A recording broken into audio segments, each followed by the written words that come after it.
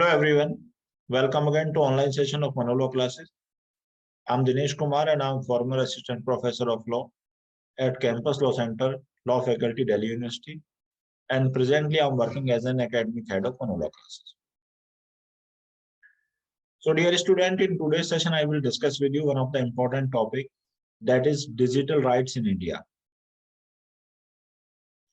But before moving forward, there is an important announcement for all of you. Admissions are open at Manu Law Classes for the upcoming batch of 2022 and 2023. All of you may get yourself enrolled with us. You may dial on the given number, that is 9971444054. Dear aspirants, the date of CLAT examination 2022 is 8th May 2022 and the date of CLAT examination 2023 is 18 December 2022. So prepare yourself accordingly. One more important information, application forms are available on the website of NLU Consortium and the last date of filling form is 31st March. So fill your form before the end of the date and wish you all the best. So now we come to the main topic, digital rights in India. So as all of you are aware that today is the era of digitalization. So we also need to protect some of our rights which are in the nature of digitalization. So first of all, we will understand the definition of digital rights. So as per the definition of digital rights are the rights of individual relating to the computer access and the right of public to publish some material on the digital media. Since this is the era of digitalization, so we also need to progress according to the change or progress in the technology. If we come to the backgrounds of these rights, then we need to refer Article 19 Clause 1A of Constitution of India. Article 19 Clause 1 Subclause A of Constitution of India is one of the fundamental rights given under Part 3 of Constitution of India. This article gives various kind of freedom to the citizen of India, and according to Article 19 Clause 1 Subclause A, it is the fundamental right of every citizen of India to right to speech and expression.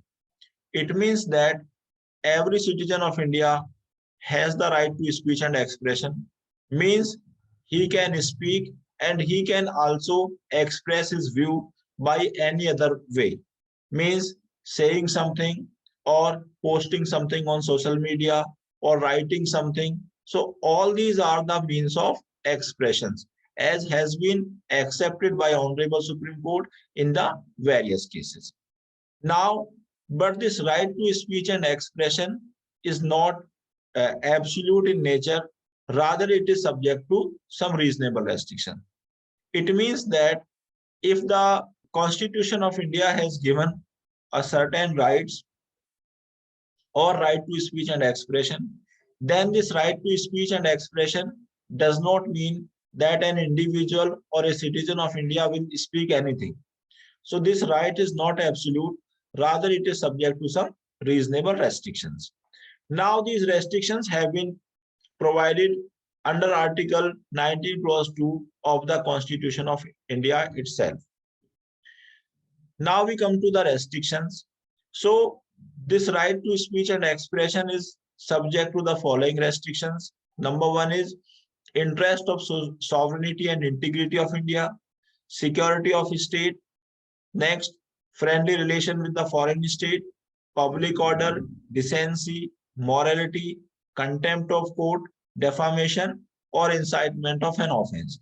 It means that if a person or if a citizen of India exercises his fundamental right of speech and expression, but by exercising his fundamental right of speech and expression, he causes problem or he creates problem to any of the following matter as mentioned here, then reasonable restrictions can be imposed upon the right of that person. Now we come to the specific aspect of digital right in India. So, right to protect data or right of data protection or right to privacy is a fundamental right or a digital right in India. This right has its genesis from Article 19(1)(a) read with Article 21 of Constitution of India. This right was recognized by Honorable Supreme Court in the case of Justice K.S. Puttaswamy, retired versus Union of India, 2018. So basically, this case related to the data protection because all the citizens of India need to have the Aadhaar card. So for this purpose, the government has or the concerned government agency has obtained the data of citizens of India. Now, it is a reasonable apprehension in the mind of citizens of India, then this personal information may not be or should not be misused by any company for any other commercial purpose. So, the constitutional validity of this information collection was challenged in this case before Honorable Supreme Court, and Honorable Supreme Court held that yes, right to privacy is a fundamental right, and if the government is taking the data of citizens of India, then it is the duty on the part of the government to protect its data from being misused. So now we can say that the right to protection of data or right to data protection or right to privacy is a fundamental right, and it is a digital right in India.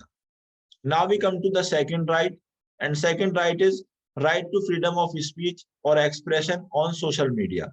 So basically, this Article 19(1)(a) gives the right to speech and expression, and this right to speech and expression also include to post something on the social media.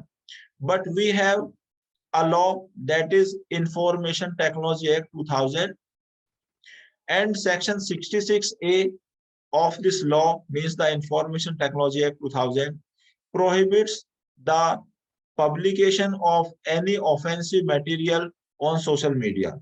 And this section made the publication of any information or any such content which is offensive in nature on social media as a punishable offense.